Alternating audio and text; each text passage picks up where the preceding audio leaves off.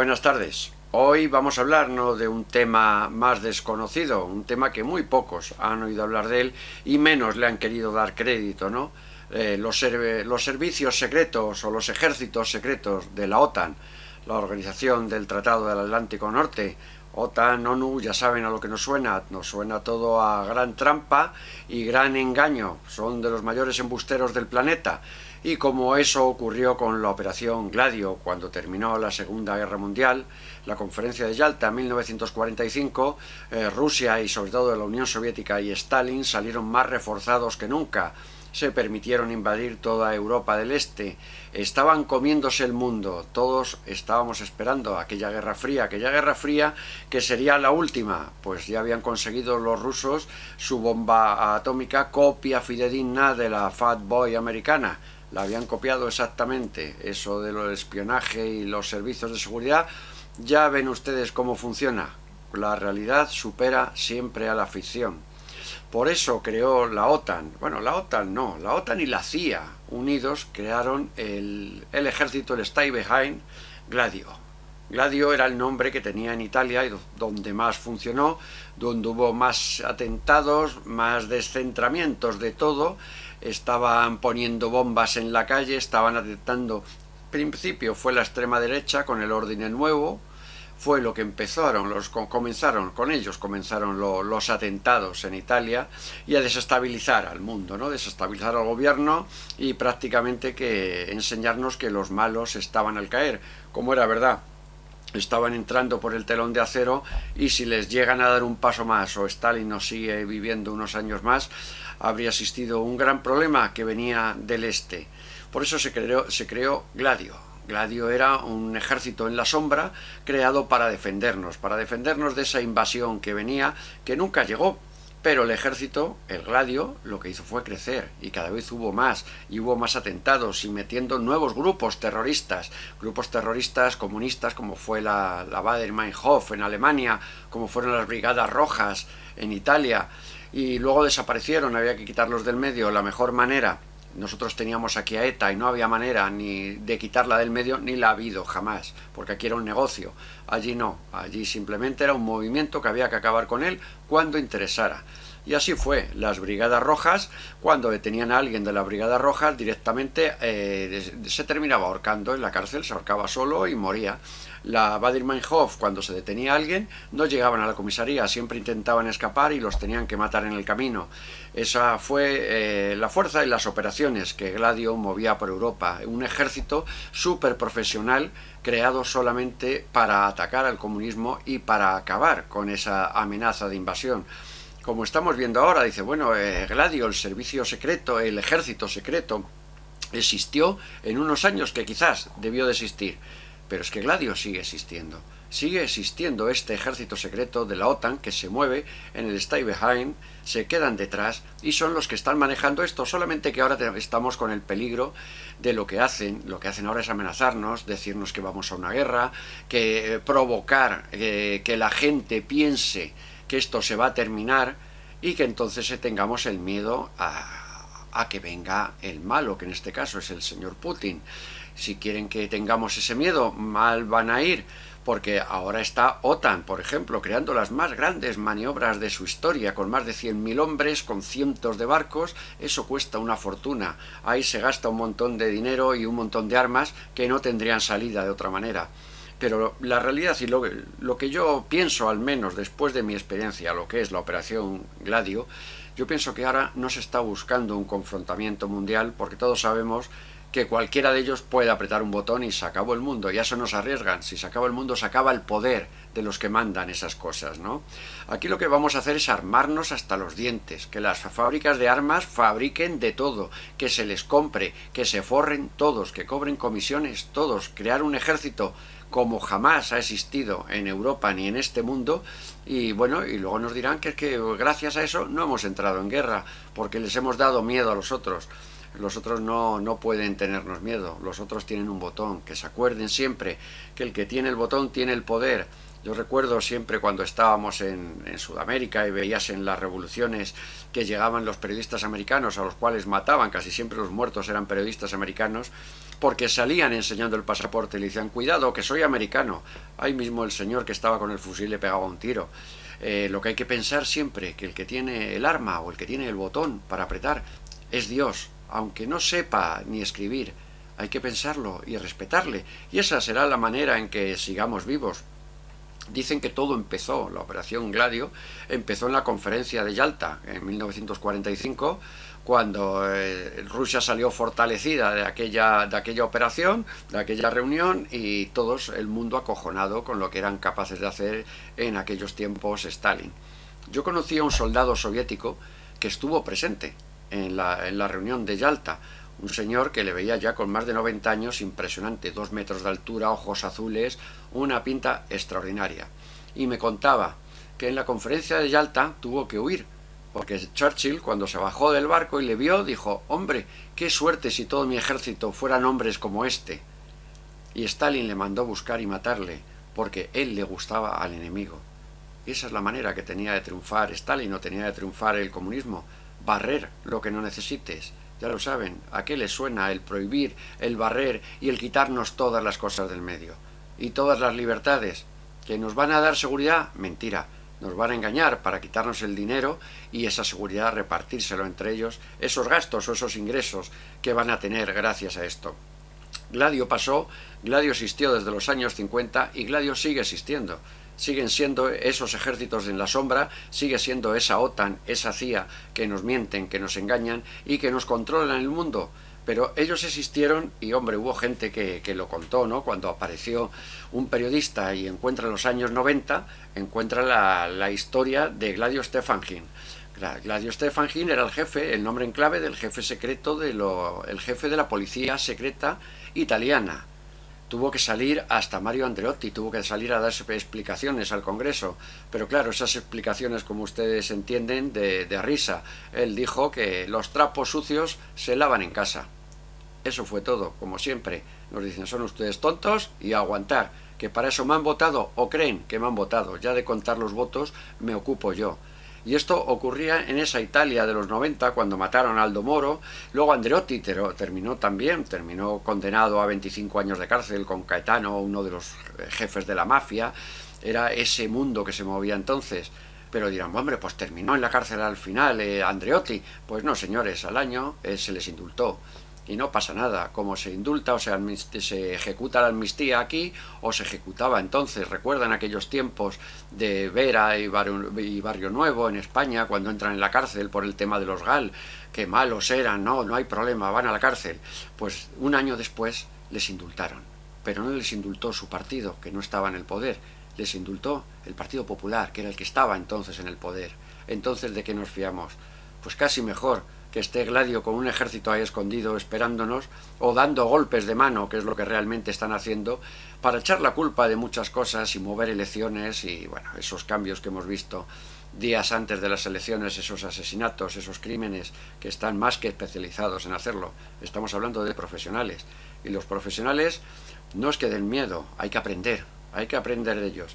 Si ellos son profesionales en lo suyo, nosotros debemos de ser profesionales en la resistencia. Debemos de ser los mejores en lo que hagamos, aunque lo hagamos mal. Y si lo hacemos en resistir, también seamos los mejores en ello. Bueno, y les dejo solamente dándoles las gracias por el viaje a Egipto, la acogida que ha tenido. Ya tenemos el cupo completo. Les voy a dejar otro documental diferente también de Egipto. Y bueno, pues agradecérselo. Y ahora sí que nos vemos sin ninguna duda en Luxor el día 20 de abril. Pues un saludo y muchísimas gracias. Dios Sol dirigió a sus discípulos que con gran disciplina construyeron enormes monumentos funerarios, mientras se ocupaban de adorarle. Lo que no sabemos, por mucha disciplina que tuvieran aquellos hombres, cómo conseguían colocar más de 300 piedras de toneladas de peso cada día para elevar una pirámide en el tiempo de la vida de un faraón. He aquí uno de los principales misterios, pero no el único, del antiguo Egipto. Egipto es el Nilo. Por aquí navegaron sus dioses y una cultura increíble. Un mundo del que todavía, cuando el hombre ha llegado a otros planetas, nos queda mucho por descubrir sobre un pueblo que sembró el planeta de enigmas. Hemos de pensar que el nacimiento de la cultura egipcia como tal, digamos que todavía está durmiendo en un tiempo impreciso. Ahora nos tendríamos que remontar a un tiempo pretérito, a pesar de que los arqueólogos intenten datarlo en los 4.500 años aproximadamente de antigüedad. Lo cierto es que llama poderosamente la atención el hecho de que en un desierto en el que prácticamente no había nada, de repente, de la noche a la mañana, surjan artesanos, surjan maestros de la piedra, surjan maestros de la muerte, como eran los propios sacerdotes que se encargaban de embalsamar a los cuerpos de los faraones. Es decir, surja tal nivel de conocimiento astronómico, matemático, físico, médico, que sorprende. ¿De dónde vino esta gente?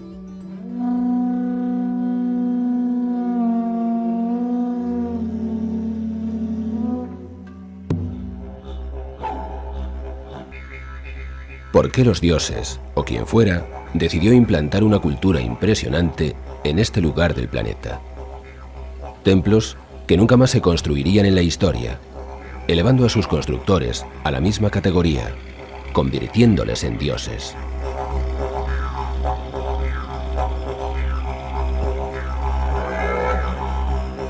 Un río que baña estas tierras y que comienza misteriosamente su recorrido de sur a norte, el único gran río del planeta que lleva este sentido. Cada uno de los templos o construcciones del imperio egipcio no está ahí por casualidad. Todo está orientado hacia las estrellas y las constelaciones que guiaban su vida. Los sacerdotes, viniesen de donde viniesen, y no los hombres del pueblo, eran quienes decidían dónde debía de levantarse cada una de estas maravillas arquitectónicas. Que fueron capaces, en su momento culmen, que es precisamente esa cuarta dinastía, de levantar 3 monumentos que han resistido al paso del mayor de los enemigos, que es el tiempo. Hay un dicho árabe que en Egipto, lo recuerdan cada 2 por 3, que dicen que el universo teme al tiempo, pero el tiempo teme a las pirámides. Lo que nos da una idea de ese poder, de ese magnetismo, de esa antigüedad, de esa perfección que alcanzó en muy poquito tiempo un pueblo que no dejaba de ser un pueblo nómada y que algo encontró en este margen del Nilo para de un día a otro decidir quedarse allí. El Cairo se puede definir como un enorme caos, donde viven más de 20 millones de personas, pero al no caber todos, la mitad hacen su vida de día y la otra mitad al caer la noche. Atravesando este caos de tráfico, conseguimos llegar a uno de los lugares más peligrosos de la ciudad de los muertos. Un enorme cementerio a las espaldas de la ciudadela de Saladino y donde habitan más de 100.000 personas junto a sus difuntos. Porque estamos hablando de un cementerio otomano de más de 1 millón de tumbas, donde desde más o menos principios del siglo XIX hasta la fecha, las clases menos pudientes, los que no podían encontrar un hogar, decidieron ocupar tumbas, mausoleos, en definitiva, todo lo que allí significaba muerte para poder seguir con su vida. Es un lugar absolutamente increíble, no hay otro lugar con estas características en el mundo donde la vida y la muerte interactúen y convivan de una forma tan directa. En un cementerio donde yacen, entre otros, los héroes mamelucos de la reciente historia de Egipto. Incluso algunos de ellos lucharon contra las tropas francesas en el siglo XVIII. Al sur de la ciudad de Hermópilis y en la orilla occidental del Nilo se encuentra la ciudad de Tuna el Jebel. Aquí, en mitad del desierto, estuvo en su día la necrópolis de Hermópilis, rodeada de grandes tumbas, muchas esperando a su descubridor bajo las arenas de este secano paraje. Tumbas como las de Isadora, que vivió en Hermópilis durante el reinado del emperador Antonino Pío, ya en el siglo II después de Cristo y durante la dominación romana. Esta tumba se consideró un lugar de culto, pues una trágica historia en la que Isadora se enamora de un romano y muere durante su ida en las profundidades del Nilo. En la época en que los dioses y los hombres vivían juntos, cualquier acto o leyenda era suficiente para ser venerada.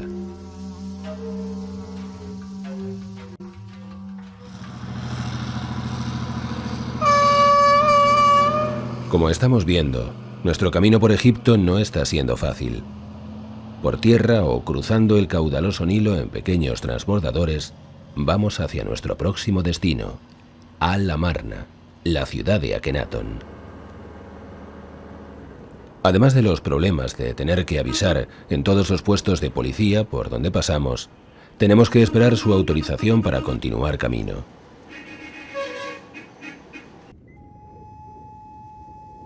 Akenatón, 10º faraón de la dinastía 18, fue el primer faraón hereje.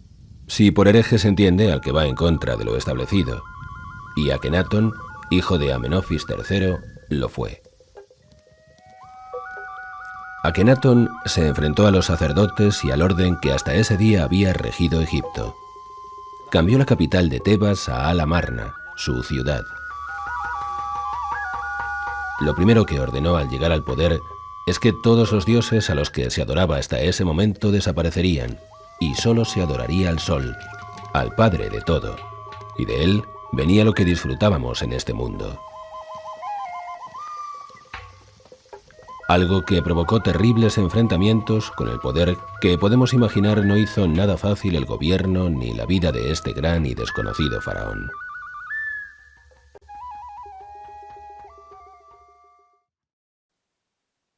Los primeros problemas vinieron cuando ordenó destruir los templos de Osiris, el dios al que más adoraba el pueblo, pues era quien les concedería la vida eterna después de una vida de sufrimientos y esclavitud.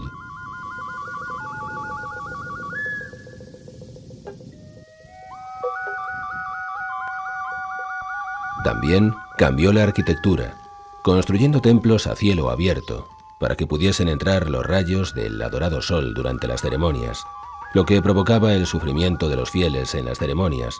No olvidemos, se celebraban en pleno desierto y sin ningún techo protector. Si un faraón rompió las reglas sagradas del culto a los dioses, este fue Akenatón, esposo de Nefertiti y padre de Tutankamón. Akenatón abolió el culto a los numerosos dioses que poblaban la amplia geografía de Egipto. Solo un dios se adoraría. Chocó directamente con los sacerdotes, que se oponían a ningún cambio. Akenatón, dios o demonio para muchos, se le intentó eliminar de la historia de Egipto. Se destruyeron sus obras y cambios, intentando negar la existencia de estos. Pero con su muerte, el faraón arrastró una ola de misterios que han llegado a nuestros días.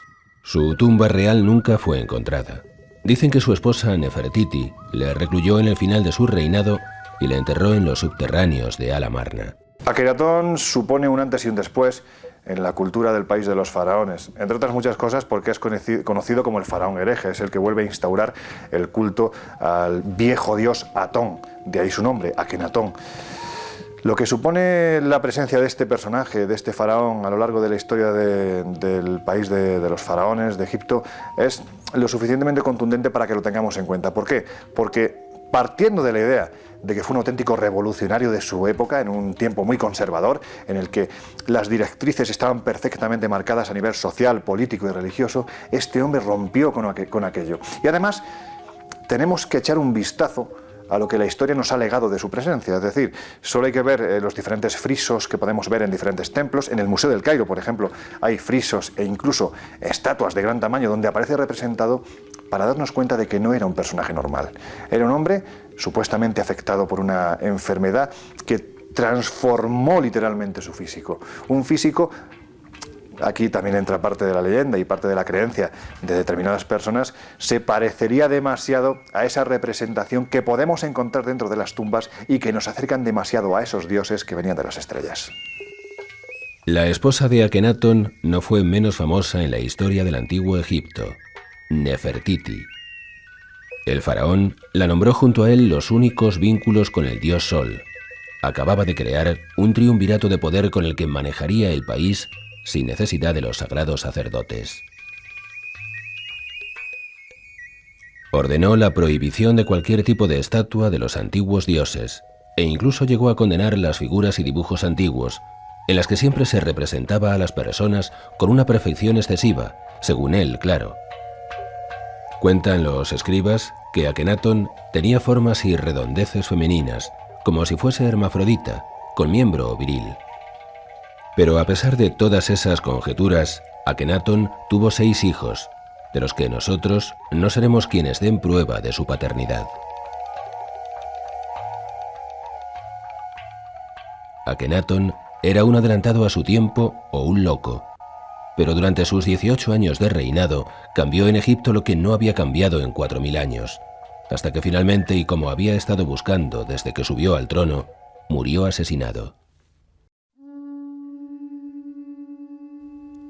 El templo de Hatshepsut, a 25 kilómetros de Luxor y a espaldas del Valle de los Reyes, se nos muestra con una magnificencia que sentimos nos oculta algo, y es que Hatshepsut en sí mismo fue un enigma. Este impresionante templo se construyó en la ladera de una montaña por la única reina de Egipto, Hatshepsut. Esta construcción se dedicó a Amón-Ra, el dios Sol, y teóricamente el padre de la faraona. Hatshepsut fue una inteligente reina que incluso se hacía representar en las estatuas con atuendos masculinos y la barba propia de los faraones. El templo de Hatshepsut hoy en día es uno de los más importantes y más visitados a la vez, por la particularidad, en primer lugar, de que está consagrado, en cierto modo, a un faraón que no fue tal, sino que fue faraona, fue la reina Hatshepsut. Y en segundo lugar, porque se encuentra en el epicentro de lo que sería la sacralidad del antiguo Egipto. Por un lado, en una de las vertientes de la montaña tebana sobre la que se sustenta el templo de Hatshepsut, o en cuya base está, tenemos el Valle de los Reyes, donde están todos los faraones, o prácticamente estaban todos los faraones. En otra vertiente tenemos el Valle de las Reinas y justo en el centro el templo de Hatshepsut, que además llama la atención el hecho de que arquitectónicamente no se parece en nada al resto de templos que podemos encontrar en el país de los faraones. Karnak, construida a orillas del Nilo y muy cerca de Luxor, fue la ciudad mágica por excelencia. Su nombre en egipcio era Ipet-Sup, el lugar más venerado. Durante siglos fue el recinto más sagrado del imperio. Su enorme templo principal está dedicado a Amón-Ra, el dios Sol, que regía los destinos del pueblo egipcio. Los santuarios religiosos se construían desde el templo principal hacia afuera, y hoy en día Karnak es el centro religioso más antiguo del mundo y en un estado de conservación asombroso. Cuando caminamos entre sus pétreos bosques de cientos de columnas, nos vienen a la imaginación montones de preguntas. ¿Qué poder podían tener las gentes que mandaron construir esos lugares sagrados para adoraciones de sus dioses? ¿Por qué llama la atención el templo de Karnak? Entre otras cosas porque uno, cuando atraviesa el umbral de la entrada y te encuentras un poquito más adelante la sala ciclópea, estamos hablando de un lugar en el que ni 14 personas juntas son capaces de abarcar las inmensas columnas que hay allí representadas, que hay allí construidas y que todavía permanecen en pie.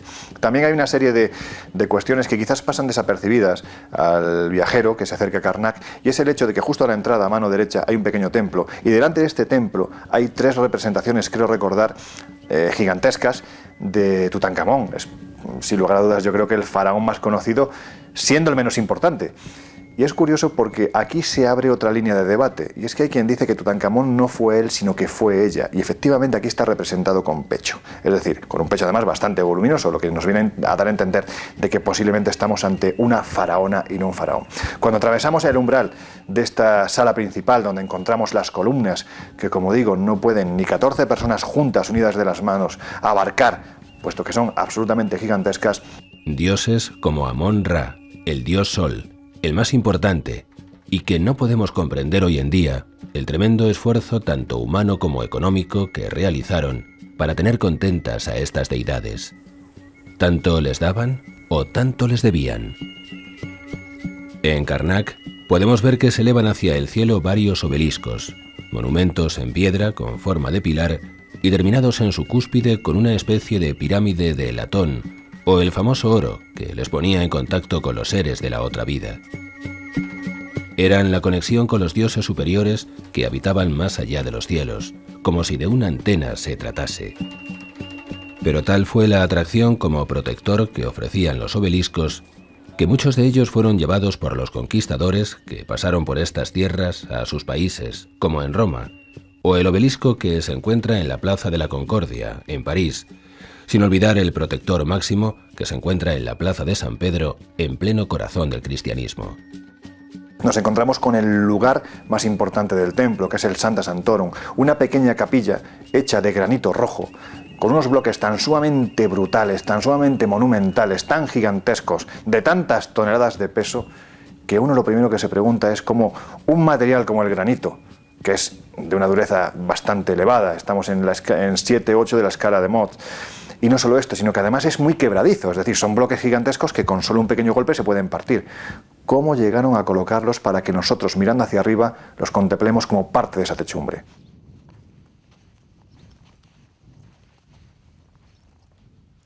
Luxor es una ciudad de poco menos de 500.000 de habitantes, construida a orillas del Nilo. Una más, si no fuese por los maravillosos restos arqueológicos que alberga, como el único templo de Luxor. Allí tenemos una representación del dios Min. El dios Min es una representación con forma de la clásica que encontramos del egipcio, con su tiara, pero en este caso el pene está completamente erecto. Y es curioso observar hoy en día cómo los seguidores de la nueva era, prácticamente buscando esa fecundidad que no les llega, han desgastado el pene erecto del dios Min. El templo de Luxor fue levantado durante el Imperio Nuevo. En un principio estaba unido al de Karnak mediante una avenida flanqueada por esfinges. Fue construido por dos grandes faraones, Amenhotep III y Ramsés II, que finalizó esta magnífica obra que asombraría al mundo. Estos fueron los principales artífices de la construcción, pero los gobernantes posteriores se encargaron de embellecerlo con bajorrelieves y otros arreglos. Hasta Alejandro Magno, que quedó impresionado al ver esta obra arquitectónica, colaboró en aumentar su belleza. Nuestro recorrido por el Egipto monumental no nos puede dejar indiferentes. Es como si nos moviésemos por un mundo siglos atrás del que conocemos. Basta que nos salgamos un poco de la ruta organizada para que podamos ver una vida rural que poco o nada ha evolucionado con el paso del tiempo. En cualquier esquina o pueblo que encontramos en nuestro camino, descubrimos cuevas o túneles que han sido el descanso y la forma de paso al infinito de sus últimos moradores. Que desde lo alto de las cimas, y ocultos en santuarios y sepulcros horadados en la piedra y rodeados de bellos jeroglíficos, dieron el salto a la vida eterna. Pero todos estos refugios finales estaban al alcance de los saqueadores.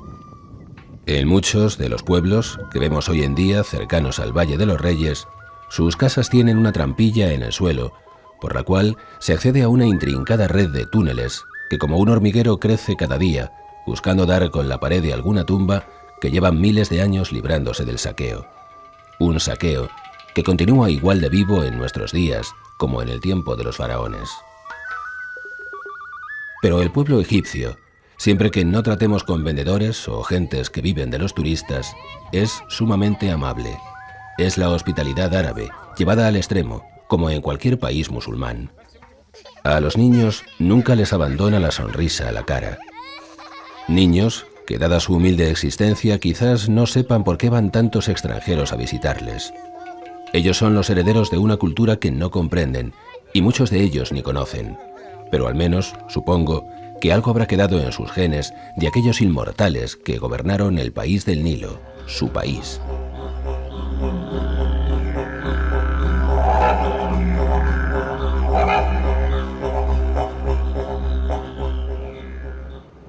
El Cairo, insufrible ciudad, donde moverte en una distancia de apenas 3 kilómetros en coche te puede llevar toda la mañana. Los atascos son tremendos. Claro que peor es hacerlo andando, en una urbe donde no existen los semáforos, y el cruzar la vía es encomendarte a Dios de un salto, pues no creas que ningún coche va a minorar la marcha o frenar cuando te vea. El Cairo, entre sus muchas maravillas arquitectónicas, tiene una inigualable y envidiada por todos los museógrafos del mundo: el Museo del Cairo. Aquí se pueden encontrar las piezas más increíbles que podamos imaginar, en un ambiente sórdido y la verdad que en pésimo estado de conservación. Vitrinas de madera y cristal guardan tesoros que nos miran con miles de años a sus espaldas. Aquí está prohibido filmar, por lo que las imágenes que aquí tenemos son únicas y logradas con cámara oculta. La auténtica máscara de Tutankamón nos observa triste pero orgullosa desde su desvencijada vitrina.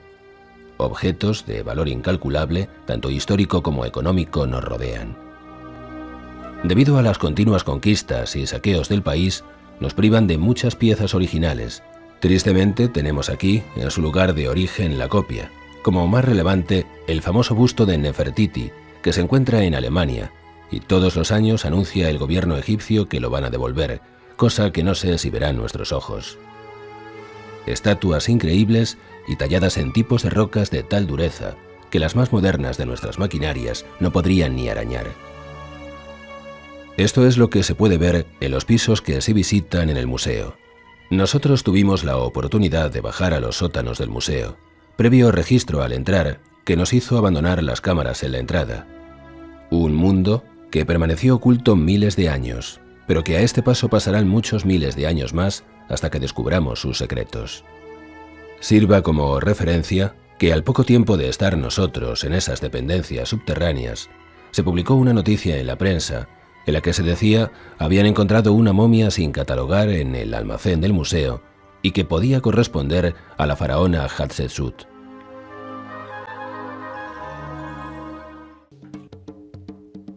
Hace 5.000 años, las primeras pirámides eran escalonadas. Se elevaban varios pisos, hasta conseguir una altura de unos 70 metros. Este es el ejemplo de la famosa pirámide de Zoser, a unos 25 kilómetros del Cairo. Esta pirámide fue construida por el sacerdote y arquitecto Imhotep hace más de 4.000 años, como tumba del faraón del mismo nombre, en la zona funeraria de Saqqara y en un recinto religioso de 7 kilómetros cuadrados. Esta gran necrópolis tiene el principal valor de que fue la primera pirámide que sirvió como tumba al más alto dignatario egipcio. A partir de ese momento, Imhotep, sacerdote, arquitecto o dios, cambió para siempre el futuro del pueblo egipcio.